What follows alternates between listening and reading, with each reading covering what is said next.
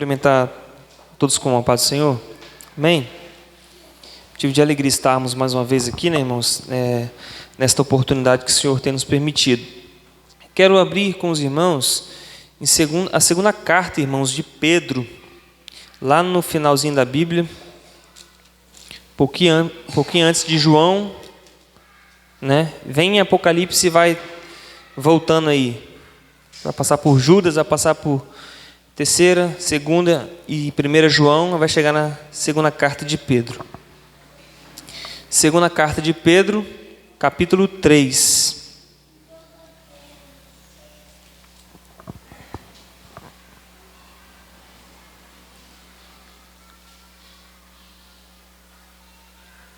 Segunda carta de Pedro, capítulo 3. Nós vamos ler, irmãos, apenas dois versículos aí, o versículo 8 e o versículo 9, só para termos base aqui, mas nós passaremos por todos os versículos aí do capítulo 3. Segunda carta de Pedro, capítulo 3, versículo 8 e o versículo 9, que diz assim: Mas, amados, não ignoreis uma coisa, que um dia para o Senhor é como 1000 anos, e 1000 anos como um dia. O Senhor não retarda a sua promessa, ainda que alguns a têm por tardia, mas é longânimo para convosco, não querendo que alguns se percam, senão que todos venham a arrepender-se. Amém? Apenas esses dois versículos, mas mantenha sua Bíblia aberta, nós iremos passar por todos os versículos aí do capítulo 3. Senhor, queremos te agradecer por esta oportunidade, podemos, Senhor, mais uma vez, poder pregar a tua palavra, ela que é o meio, ó Deus, da vida da igreja, o meio da vida do crente. Então, por meio dela, Senhor, fale ao nosso coração, ministre, Senhor, de forma tal às nossas consciências, ao nosso coração, Pai, para que sejamos ajudados, sejamos transformados em tempo oportuno, ó Pai. Fortalece a fé dos mais fracos, levanta os caídos, ó Deus, salva os perdidos, faz uma obra, Senhor, que só tuas mãos, por meio da tua palavra, pode fazer. Assim oramos, Pai, em nome de Jesus. Amém. Podem se assentar, irmãos. Irmãos, essa carta de Pedro, né, para os que não estão tão acostumados com a Bíblia assim, Pedro escreveu, né, duas cartas, né, e ele escreve a primeira, e essa aqui é a segunda carta, que não tem um destinatário tão certo, pelo menos dentro da carta nós não vemos qual é o público a qual Pedro escreveu. Alguns teólogos vão tentar discutir a quem escreveu realmente a carta de Pedro, se foi Pedro de próprio punho ou se foi algum discípulo próximo a Pedro, né? Tem-se uma ideia de que essa carta foi escrita por volta do ano 65, depois, né, da morte e ressurreição de Cristo, que Cristo ascende ao céu, uns 65 anos depois, mais ou menos. E o interesse, irmãos, da carta, apesar de não se saber o grupo específico a qual Pedro escreve, a qual nação ele está destinando, mas dá para se entender que é um grupo de crente específico a qual Pedro está querendo ajudar, né? Então, o interesse primordial, o primeiro interesse que nós vamos ver nos primeiros capítulos desta carta de Pedro Pedro está tentando ajudar esses crentes, esses cristãos, a passarem pelos problemas e dificuldades da vida cristã, e o que está afetando a eles neste momento é a perseguição que eles estão passando por meio de pessoas e falsos mestres, falsos doutores, falsos ensinadores que estão inseridos dentro da igreja, ensinando heresia àquele povo e trazendo confusão à fé deles, né? Trazendo muitas das vezes com que muitos deles se desviem, muitos deles se afastam do Senhor, e Pedro vai, na verdade, demonstrar que a promessa do Senhor é uma promessa firme e fiel, e que é uma promessa que foi validada pelos apóstolos e profetas e pelo próprio mandamento do Senhor. Pedro vai falar no seu primeiro capítulo que ele viu a Jesus sendo transfigurado no monte, né? Então não foi um conto que Pedro ouviu dizer, alguém contando uma história, mas sim o próprio Pedro viu a Jesus transfigurado, e por isso que a promessa dita por Cristo, ela é firme, valiosa e deve se dar crédito a ela, na verdade, né? Então esse é o interesse primordial de Pedro, irmãos, defender aqueles irmãos dos falsos ensinos, da falsa heresia. Aí depois, e no capítulo 3, irmãos, é o ápice da defesa de Pedro. Ele está defendendo que a doutrina e o ensino de que Cristo há de voltar, da segunda vinda de Jesus, é verdadeira, é fiel e deve sim ser confessada por aqueles cristãos e creditada por eles, né? Na verdade, e que eles não deveriam abandonar estas verdades, né? Esse é o interesse primordial de Pedro. Aqui, irmãos, como tema deste sermão esta noite, eu intitulei como a Escritura como o firmamento da promessa. A Escritura, podemos entender a Escritura como Bíblia, como palavra de Deus, como o firmamento da promessa de Cristo, né? Nós vamos ver, irmãos, o que Pedro vai dizer no capítulo 3, tentando fazer com que esses irmãos sejam fortalecidos na fé. O primeiro versículo diz: amados, observe aí, irmãos, capítulo 3, versículo 1. Amados, escrevo-vos agora esta segunda carta, em ambas as quais desperto com exortação o vosso ânimo sincero. Versículo 2: para que vos lembreis das palavras que primeiramente foram ditas pelos santos profetas e do mandamento do Senhor e Salvador mediante os vossos apóstolos. Uma coisa, irmãos, que Pedro vai enfatizar nessa carta primeiro, que é uma exortação, né? Ele está tentando despertar nesses irmãos um ânimo por meio dessa exortação, um ânimo sincero, para que eles acreditem de novo na palavra do Senhor.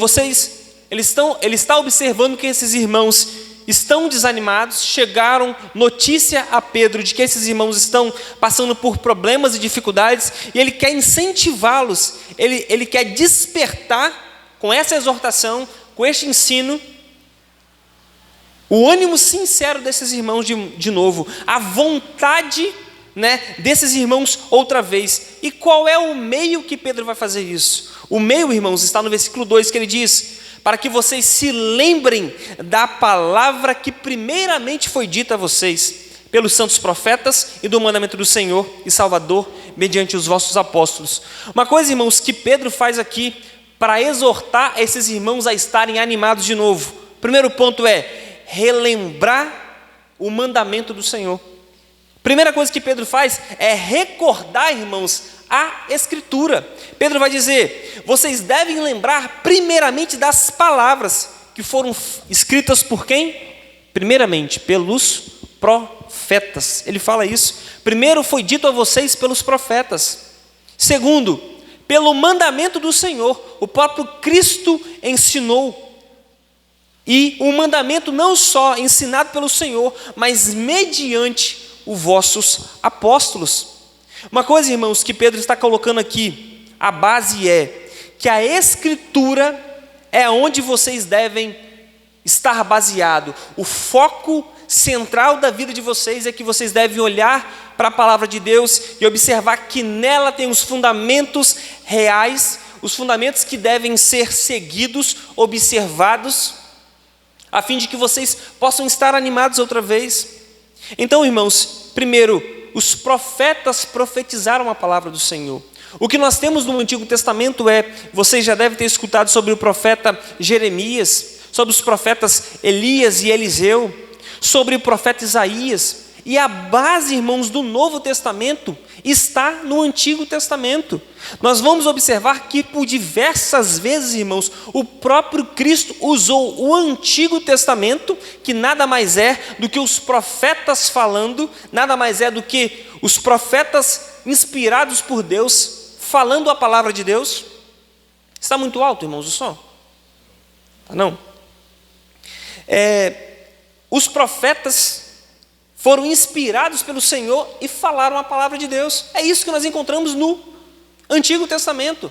Você vê que o próprio Davi profetizou sem saber que estava profetizando, Moisés profetizou sem saber que estava profetizando sobre Cristo, e muitos dos profetas também sabiam que estavam profetizando a palavra do Senhor. Pedro vai recordar disso. Vocês primeiramente foram ditos pelos profetas. E toda a interpretação, irmãos, de Jesus e dos apóstolos se baseia no que os profetas disseram no Antigo Testamento.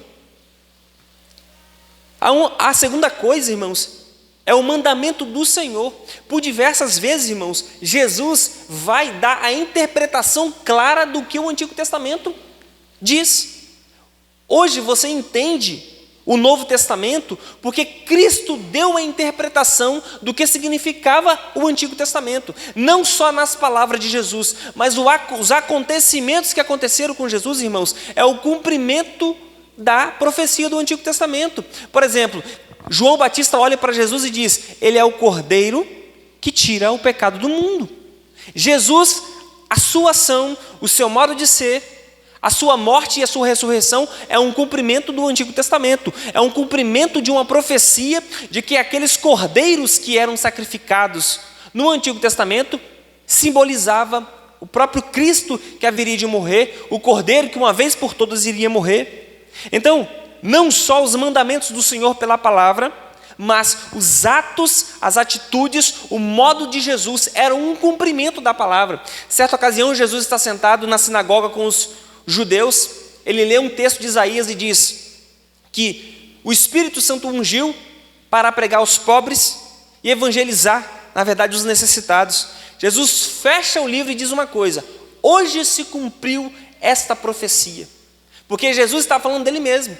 Então, irmãos, nós vamos observar que o próprio Cristo deu os seus mandamentos. E a base que nós temos de evangelho hoje, irmãos, é porque os apóstolos aprenderam de Jesus. E Pedro vai dizer isso: profetas, o próprio Senhor deu os seus mandamentos. E terceiro, na verdade, mediante os vossos apóstolos. Os apóstolos, irmãos, Tiago, Pedro, João, Mateus, Paulo, todos eles, irmãos, profetizaram, deram mandamentos do Senhor.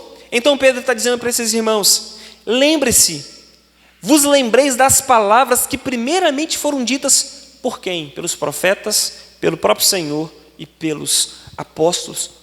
E isso, irmãos, que nós encontramos na Escritura. A Escritura nada mais é do que o registro de tudo isso que aconteceu. O que você tem nas mãos é um registro da própria palavra de Deus inspirada ao mundo.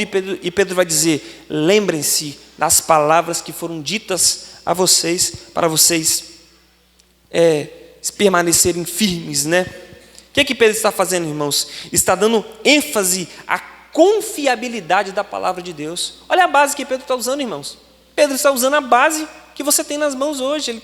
Ele cita, na verdade, os antigos profetas, o próprio Senhor e os apóstolos, nada mais que isso. Ele confia plenamente na palavra de Deus. Ele confia de tal ponto de que esses irmãos só podem ser ajudados se conhecerem plenamente a palavra do Senhor. Outrora, isso não poderia acontecer. Pedro traz confiabilidade às Escrituras. Lembrem-se das palavras de que foram ditas a vocês em outro tempo. Aí ele vai continuar dizendo, irmãos, por que ele vai dizer isso? Por que vocês têm que confiar na palavra de Deus? Porque vão surgir zombadores que ignoram as Escrituras. Nós vamos ver isso do versículo 3 ao versículo 7. O versículo 3 diz assim, observe aí: sabendo primeiro isto, que nos últimos dias virão escarnecedores, andando segundo as suas próprias concupiscências, e dizendo: onde está a promessa da sua vinda? Porque desde que os pais dormiram, todas as coisas permanecem como desde o princípio da criação. Olha, irmãos, o que eles estão fazendo. Por que Pedro está exortando eles a permanecerem na Escritura? Porque vão surgir entre vocês falsos ensinadores. Nos últimos dias virão homens que vão escarnecer da palavra do Senhor, vão querer andar nas suas próprias concupiscências, dizendo: cadê a promessa da sua vinda? Irmãos, nós temos observado que o que o diabo quer fazer é não dar crédito à palavra de Deus. E como que ele faz isso? Ele traz falsos ensinos, falsas religiões. Às vezes, irmãos, igrejas verdadeiras que nós pensávamos que assim era, estão mudando seus ensinos, estão aceitando verdades que não estão na Escritura, estão transfigurando a palavra do Senhor, a fim de fazer com que aceite-se os seus próprios modos de vida errado, quanto a palavra de Deus não defende isso. Pedro está dizendo aqui, escarnecedores. Por que eles fazem isso? Por que eles escarnecem da vinda do Senhor? Por que eles não esperam na promessa de que Cristo prometeu que viria? Por um motivo, porque eles andam segundo as suas próprias concupiscências, ou, em outras palavras, as suas próprias vontades, os seus próprios desejos, inclinam-se para os seus próprios pecados. Eles não querem observar a palavra de Deus, não querem ouvir que Cristo há de vir, porque eles querem viver da forma que eles querem viver. Por isso que eles estão distorcendo a palavra do Senhor.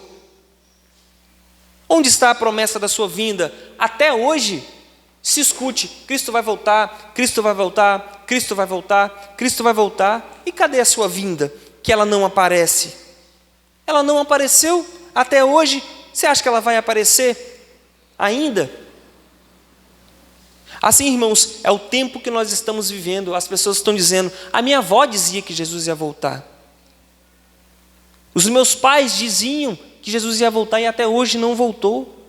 Pedro está dizendo: vocês precisam focar na palavra do Senhor. Vocês precisam observar a Escritura. Só que aí, irmãos, Pedro vai argumentar com eles de forma muito interessante, né? O versículo 5 diz assim: eles voluntariamente, observe o versículo 5, eles voluntariamente ignoram isto. Isto o quê?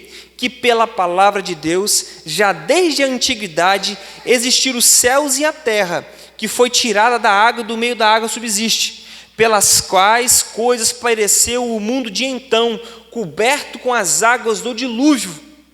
Mas os céus e a terra que agora existem, pela mesma palavra, se reservam como tesouro e se guardam para o fogo até o dia do juízo e da perdição dos homens ímpios. Olha o que eles fazem, irmãos. Eles ignoram voluntariamente isto, que antigamente o mundo foi criado pela palavra do Senhor.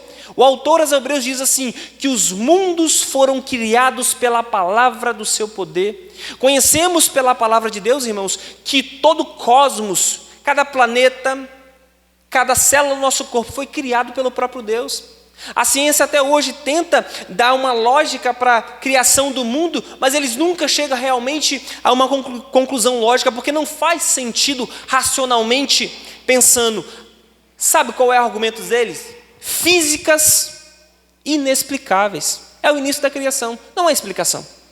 Lógico, irmãos, por quê? Porque foi criado pela palavra de Deus. Eles ignoram voluntariamente que a palavra de Deus deu existência a tudo. E o texto diz, irmãos, que antigamente existiram os céus e a terra, que foi tirado da água e do meio da água subsiste. O texto de Gênesis apresenta, irmãos, o mundo coberto de águas e o Espírito pairando sobre a face das águas. E a partir daí, Deus cria o mundo, né? Como nós o conhecemos, em parte pelo menos, né? Observamos então que Deus usou a sua própria palavra para fazer com que o mundo existisse, mas eles estão ignorando isso, primeiramente. Segunda coisa, eles ignoram também outra coisa, pelas quais coisas pereceu o mundo de então. Deus em outro tempo destruiu o mundo, irmãos, pela palavra do seu poder. E qual foi o tempo? O tempo de Noé. Deus disse que haveria de trazer juízo sobre a terra, enchendo o globo de água outra vez, e eles ignoram isso. Assim, irmãos, qual era a palavra de Noé naquele tempo? Noé dizia: há de vir a chuva para inundar este mundo, o juízo de Deus vai vir. E por anos e anos, irmãos, dizem os estudiosos que por 120 anos, Noé foi o tempo que ele construiu a arca. E demorou-se esse tempo todo, e só se salvou Noé e a sua família. E mais ninguém se salvou daquela geração. E só os animais que vieram até ele, que puderam entrar na arca. Eles ignoram isso, que pela palavra de Deus, o mundo também se destruiu. Como que vocês não acreditam na Escritura? Olha, irmãos, a relevância que Pedro está dando à palavra de Deus. A própria palavra de Deus tanto construiu o mundo, quanto destruiu o mundo. E eles ignoram isso, querendo se afastar o povo da sua palavra. Não só isso, irmãos, ele vai dizer no versículo 7. Os céus e a terra que agora existem, olha o que ele vai dizer. Pela mesma palavra se reservam como um tesouro e se guardam para o fogo até o dia do juízo e da perdição dos homens ímpios. Observe, irmãos, a mesma palavra criou o mundo e os céus, a mesma palavra destruiu o mundo pelas águas, e a mesma palavra vai reservar este mundo para o juízo futuro. Pedro está dizendo, vocês ignoram a palavra de Deus que move tudo. Vocês ignoram as Escrituras de propósito, vocês zombam dela, sabendo de todas essas verdades, sabendo que o mundo foi feito pela palavra do Senhor, que Deus trouxe juízo, e que não só isso, Deus trará juízo pela sua palavra. Vocês ignoram. Vocês deveriam prestar mais atenção a isso, deveriam ouvir a palavra do Senhor, que se Deus, irmãos, cumpriu a sua promessa no Antigo Testamento, por que ele não irá cumprir? A pergunta é, irmãos, hoje, próprios ateus, se você for procurar algum ateu aí, chamado Felipe Pondé, por exemplo, ele vai dizer, é uma ignorância ateus chegarem a mim e dizerem, Jesus não existe. Ele falou assim, é óbvio que Jesus existiu. É óbvio, está na história, está nos livros antigos, é óbvio que ele existiu. É mais que comprovado que existiu um Jesus na Galileia e que as pessoas contavam sobre ele, sobre vários milagres. Ateus dizem isso hoje, porque cientificamente, aí uma ciência dentro da história, prova-se que existiu um Jesus na história. E ponto final. Ele vai dizer, eu não preciso acreditar que ele é Deus ou não. Isso quer dizer, irmãos, que nós que cremos na Escritura e que o Cristo que veio a este mundo é o Cristo que é Deus, que transformou o mundo, que criou o mundo e que morreu e ressuscitou, se ele veio como cumprimento da primeira promessa, por que a segunda promessa não iria se cumprir? Por que a sua segunda vinda não iria se cumprir? Por que ele disse, por que o Antigo Testamento disse que o Messias haveria de vir e morrer e ressuscitar, e se cumpriu isso? Será que a segunda vinda também não se cumpriria? Então, irmãos, Pedro vai exortar eles, vocês não devem ignorar a promessa do Senhor, vocês não devem ignorar isso, porque Deus, irmãos, não tarda a sua promessa. Observe, irmãos, o versículo 8, ele diz assim, mas amados, não ignoreis uma coisa, que um dia para o Senhor é como 1000 anos, e 1000 anos como um dia. Não importa, irmãos, diz o autor aos Hebreus, que Cristo veio no determinado tempo, na plenitude do tempo, Cristo apareceu. Deus, irmãos, não depende do nosso tempo, independe se você vai crer em Jesus ou não, independe se a igreja irá crescer daqui a um tempo ou não. Cristo não depende das nossas forças e vontades. Para Ele, irmãos, um dia é como 1000 anos, e 1000 anos como um dia. Quem somos nós para indagarmos o que o Senhor faz ou deixa de fazer? Nós não conseguimos compreender as coisas de Deus de forma completa. Pedro está dizendo, não se iluda, porque Deus faz como Ele quer fazer. Aparentemente a promessa dele está demorando, mas Ele cumpre no tempo adequado, conforme Ele quer. Irmãos, dá para se compreender que existe Deus Pai, Deus Filho, Deus Espírito Santo, e que existe só um único Deus? Os três são Deus, mas existe um único Deus. Não cabe na nossa cabeça. Como, irmãos, um Deus nasceu de uma virgem humana? Como é possível isso? Como é possível Deus morrer numa cruz, se Ele era Deus, e ao mesmo tempo morrer? A nossa mente não consegue compreender muitas das vezes, irmãos, quem Deus é.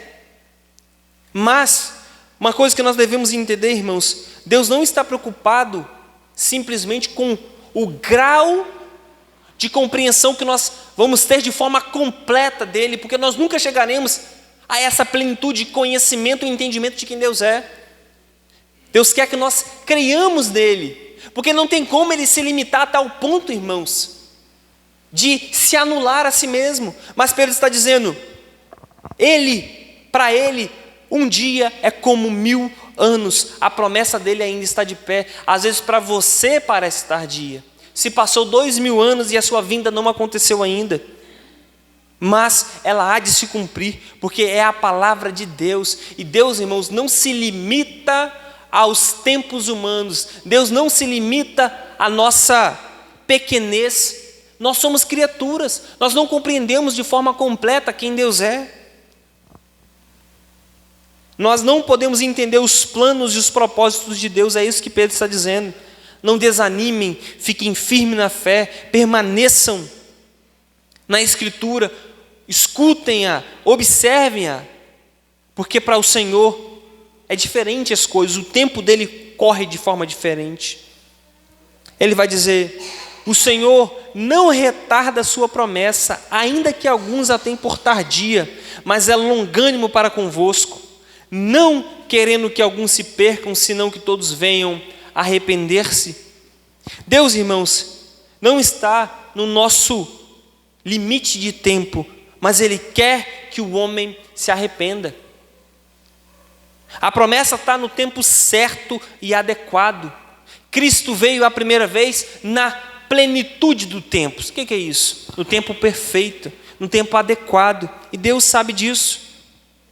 Deus, irmãos, quer que nós creiamos na sua palavra, de que a sua vinda é certa ainda, de que Ele há de vir, de que Ele ainda há de vir redimir os tempos, que Ele há de vir redimir de forma completa o homem e este mundo. Uma coisa, irmãos, que Deus espera de nós, é que nós tenhamos fé na sua promessa. Ele não retarda a sua promessa. A pergunta é para nós, ainda hoje, cremos que Cristo há de voltar? Nós cremos que Jesus, como a primeira vez, voltará nas nuvens?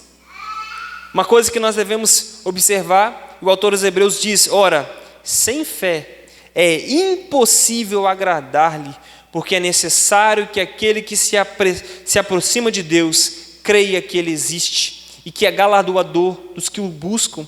Deus, irmãos, é galardoador daqueles que buscam a Ele por meio da fé. E o texto está dizendo, há uma promessa, e uma promessa, irmãos, é uma dádiva dada a alguém. Quando um pai promete uma coisa ao filho, isso é uma dádiva, isso é um presente. Filho, semana que vem a gente vai jogar bola. Uma promessa, é um presente. Ele está fazendo uma aliança com o filho de que em tal tempo ele vai cumprir aquilo. Eu vou te dar tal presente, eu vou te dar tal coisa, é uma promessa.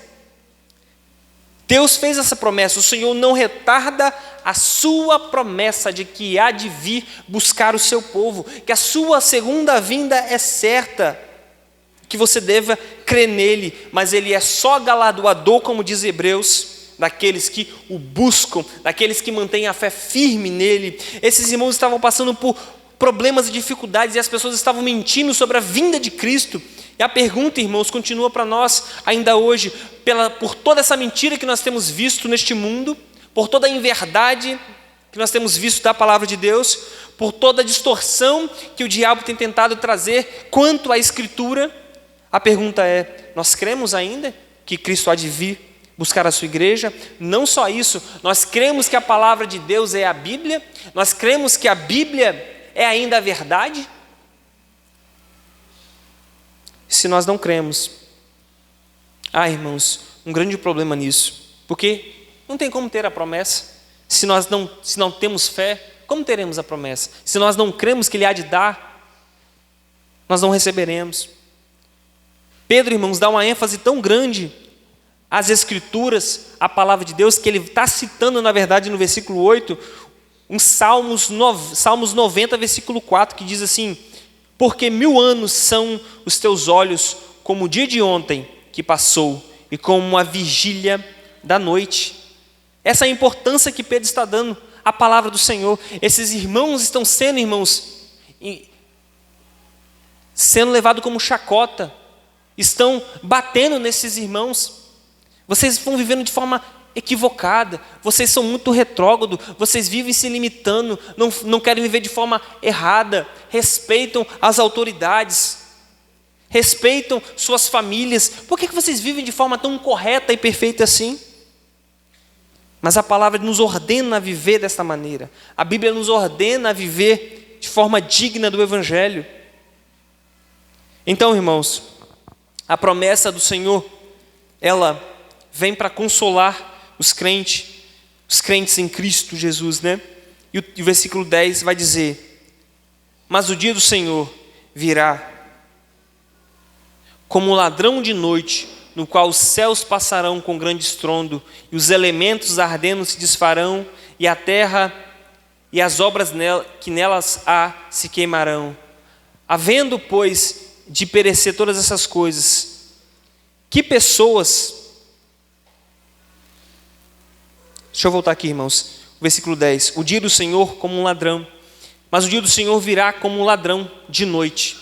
Então, irmãos, apesar de passar-se muito tempo e de que a promessa dele aparentemente não está se cumprindo, a vinda dele virá como um ladrão. Não haverá tempo de espera. Não vai ter como nós sabermos o dia e nem a hora de que ele há de vir. Ainda, irmãos, ele vai vir no momento que as pessoas não esperarão.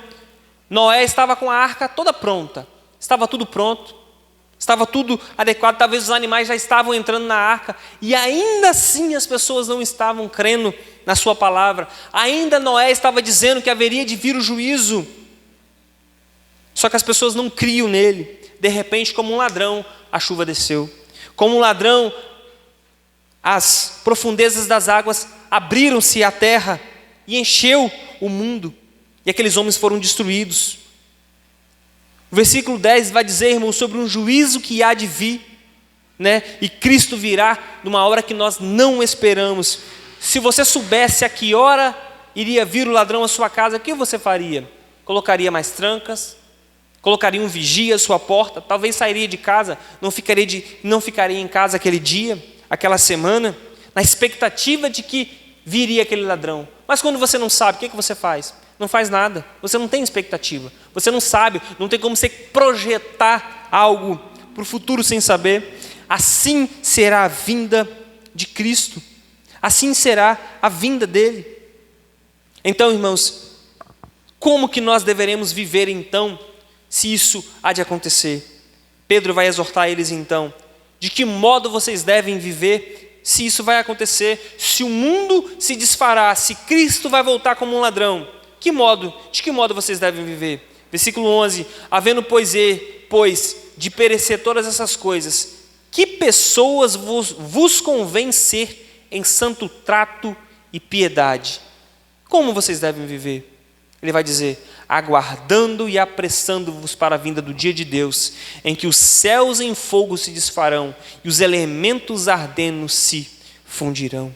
Aqui, irmãos, há uma exortação muito clara e enfática de Pedro. Vocês devem viver de forma digna, de forma piedosa, esperando o seu Senhor. Jesus contou uma parábola, se aquele servo, ele é um servo bom, ele vai fazer tudo independente se o seu Senhor está vendo ou não. Quando o Senhor o achar e voltar, vai presentear ele, vai elogiá-lo, porque ele fez aquilo que deveria fazer. Mas se esse servo resolver fazer tudo errado, não cumprir por as suas obrigações, se aquele senhor chegar naquela casa e voltar, o que vai fazer com ele? Vai corrigi-lo? Vai exortá-lo? Por que ele não fez de forma correta? Por que ele não viveu de forma adequada? Então, que tipo de pessoas devemos ser? Irmãos, se este mundo há de sucumbir em fogo, se isto há de derreter, que pessoas nós devemos ser?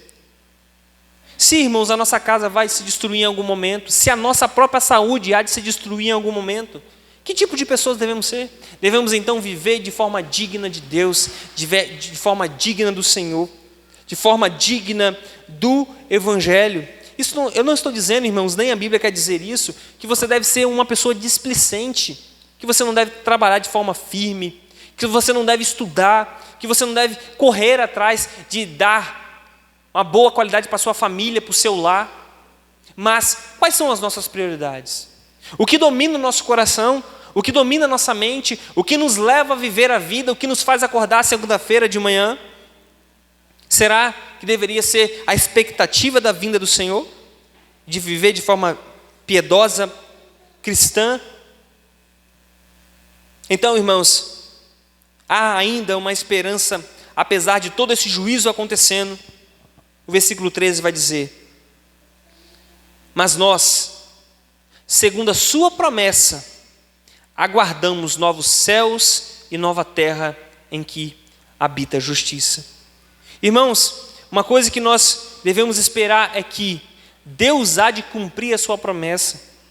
Aqui, irmãos, o texto está dizendo nos versículos anteriores, do 11 ao 12, vai dizer que os elementos se desfarão, o cosmo, irmãos, há de sucumbir, o mundo inteiro há de passar pelo fogo. Uma vez foi destruído pela água, mas agora será destruído pelo fogo.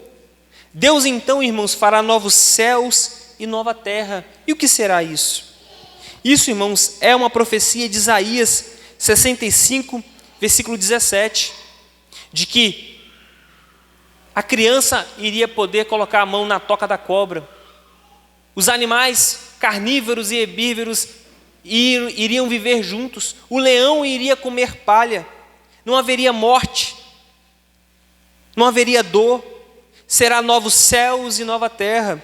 E observamos, irmãos, que Deus, no seu processo de redenção, criou o mundo de forma perfeita, mas o pecado entrou no mundo e distorceu tudo.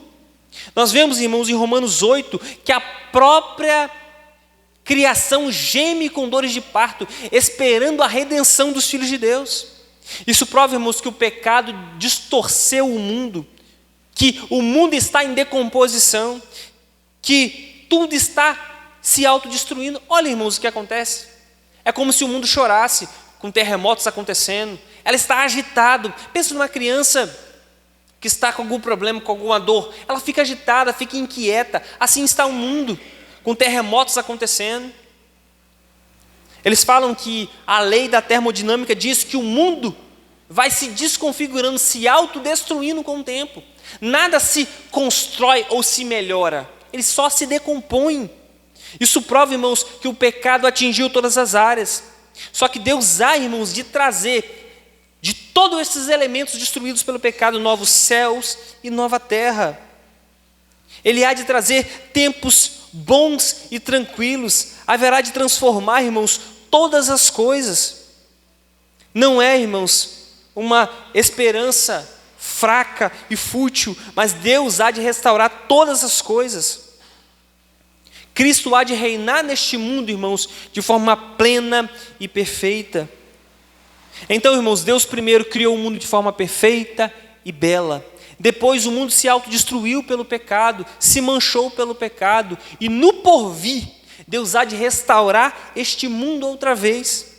Alguns, irmãos, estudiosos discutem sobre se Deus vai destruir tudo e fazer tudo novo, ou se Ele vai meio que derreter tudo, fazer uma espécie de pasta ou de cinzas, e a partir daí construir tudo novo. É o que parece mais ser a ideia aqui, de que Deus há de pegar toda esta massa corrompida e transformar esta massa em novos céus e nova terra. Apocalipse 21, irmãos, diz o seguinte, vou abrir aqui rapidinho para os irmãos, para me ler com os irmãos. Versículo 21, 1 a 5 diz assim: E vi um novo céu e uma nova terra, porque já o primeiro céu e a primeira terra passaram e o mar já não existe. E eu, João, vi a santa cidade, a nova Jerusalém, que de Deus descia do céu, adereçada como uma esposa ataviada para o seu marido. E eu vi uma grande voz do céu que dizia: Eis aqui o tabernáculo de Deus com os homens, pois com eles habitará, e eles serão o seu povo, e o mesmo Deus estará com eles, e será o seu Deus. E Deus limpará de seus olhos toda lágrima, e não haverá mais morte, nem pranto, nem clamor, nem dor, porque já as primeiras coisas são passadas. E o que estava sentado sobre o trono disse: eis que faço novas todas as coisas. E disse-me: escreve, porque essas palavras são verdadeiras e fiéis. Irmãos, neste novo céu e nessa nova terra não haverá mais pecado. O pecado já teve o seu tempo, irmãos, e teve a sua punição. Deus pegou o pecado do homem e colocou em Jesus e o puniu. Então, neste novo céu e nessa nova terra, não haverá mais pecado, não haverá mais morte nem dor, porque o pecado já foi resolvido, o problema dele. Cristo pagou o preço dos pecados dos homens, e por isso que esses novos céus e essa nova terra não pode ter mais dor, nem morte, nem pranto. Essa, irmãos, é a promessa que nós devemos permanecer nela. Essa é a promessa que Pedro está, irmãos, nos levando a crer, de que os homens estão tentando destruir, que o diabo está tentando com a sua astúcia, o seu engano e o seu engodo, fazer com que as pessoas se desviem da verdade. Mas essa é a promessa que nós temos. Não só isso, irmãos, nós devemos nos esforçar enquanto nós aguardamos essa promessa acontecer. O versículo 14 diz assim: pelo que, amados, aguardando estas coisas, essa promessa do novo céu e nova terra, procurai que dele sejais achados imaculados e irrepreensíveis em paz. Lute, persevere na fé, não desanime da verdade do Senhor, não desanime da sua palavra, não desanime daquilo que os apóstolos e profetas e o próprio Senhor disse da sua lei. Já que vocês esperam isto, irmãos, aguardando essas coisas, procurem então que vocês sejam achados imaculados e irrepreensíveis. Vivam a verdade do Senhor, vivam a verdade deste reino antes que ele venha. Esforcem-se para viverem isso de forma adequada. Essa, irmãos, é a exortação de Pedro para nós. E não só isso, irmãos, ele vai continuar a explicar sobre a palavra de Deus, e que sem a Escritura, sem a Bíblia, nós não podemos viver essas verdades. Ele diz no versículo 15: e tende por salvação e longanimidade de nosso Senhor, como também o nosso amado irmão Paulo vos escreveu, segundo a sabedoria que lhe foi dada, falando disto, como em todas as suas epístolas, entre as quais há pontos difíceis de entender, que os indoutos e inconstantes torcem igualmente as outras escrituras para a sua própria perdição. Tende então, irmãos, por salvação a longanimidade de nosso Senhor. Então Pedro está dizendo, Paulo, irmãos, falou sobre a longanimidade do Senhor e sobre a salvação por meio de Cristo Jesus. Ele vai dizer, Paulo vos escreveu. Observe, irmãos, os termos que é usado para a Bíblia: escrituras, palavra de Deus. Escreveu, está escrito. Foi nos dito, irmãos, os 10 mandamentos. Quando você olha o texto lá, o texto diz que foi escrito pelo próprio dedo de Deus. Então, o que nos foi escrito, irmãos, o que nos foi dado, é a base que temos para servir ao Senhor. Pedro está dizendo, tende por salvação a longanimidade do Senhor, de que Ele é longânimo para vocês, como Ele disse no versículo 9. Ele espera que todos cheguem ao arrependimento e cheguem ao conhecimento da verdade. Só que isto é impossível acontecer sem as Escrituras. Porque o que eles fizeram? Os indoutos, os inconstantes, pegaram a palavra do Senhor, a de Paulo, e as outras Escrituras, e torceram para a sua própria perdição. É isso que fizeram. Não é isso, irmãos? Não são as inverdades que nós temos visto aí, a distorção da palavra do Senhor que tem enganado as pessoas, a distância delas da Escritura, irmãos, faz com que as pessoas errem o caminho. Sabe por quê, irmãos? Há muito desvio hoje em dia. Sabe por quê que as pessoas estão se afastando do Evangelho, da igreja? Ou talvez a nossa fé está fraca, ou nós estamos desanimados, porque nós temos ido pouco, irmãos, às Escrituras, nós temos observado pouco a palavra de Deus. Sabe por que a nossa fé quanto à volta de Jesus tem sido minguada? Porque talvez nós não cremos realmente que Jesus há de vir, porque nós temos ido talvez pouco na Escritura. Sabe o que acontece, irmãos? Nós somos fáceis de esquecer. Pedro está dizendo no início da carta: eu estou escrevendo a vocês para que vocês se lembrem do que foi escrito a vocês. Grave, irmãos, essa frase: a repetição é a mãe das habilidades. Então nós devemos ler a palavra de Deus constantemente, nós devemos escutá-las de forma constante. Aí então, irmãos, Pedro iguala as cartas de Paulo às Escrituras. Olha o que Pedro fez, irmãos. Pegou o escrito de Paulo e comparou a todo o ensino do Novo Testamento e também do Antigo Testamento. 2 apóstolos, irmãos, falaram da própria Escritura, que ela é a palavra de Deus. Então, irmãos, Pedro vai finalizar: vós, portanto, amados, versículo 17 e 18, sabendo isto de antemão, vocês sabem agora isso de antemão, vocês têm esse conhecimento, guardai-vos de que pelo engano dos homens abomináveis sejais juntamente arrebatados e descaiais da vossa firmeza. Antes, crescei na graça e no conhecimento de nosso Senhor e Salvador Jesus Cristo. A Ele seja dada a glória, assim agora como no dia da eternidade. Amém. Guardai-vos então de que vocês não sejam desencaminhados pelo engano de homens sem princípios. Me lembro, irmãos, de conversar com um amigo meu do trabalho, da minha antiga empresa, e ele falando assim, depois que passou a ler a Bíblia, ele não caía mais em qualquer pregação, ele não caía mais em qualquer conto. Por que as pessoas são tão enganadas, irmãos? Elas conhecem pouco a palavra de Deus, elas conhecem pouco o livro que foi dado por Deus a eles. Na pregação de quarta-feira passada, estamos tendo a exposição do livro de Apocalipse. Por que estudamos o livro de Apocalipse? Para compreendermos as verdades de Deus, irmãos. Sabe qual é a luta do diabo, irmãos, contra os crentes? Eles querem vencer os crentes na cabeça, na mente, na consciência. Eles querem dizer eles querem convencer-nos de que a verdade é mentira e de que a mentira é verdade. Se o diabo, irmãos, ganhar a nossa mente, ele ganhou tudo.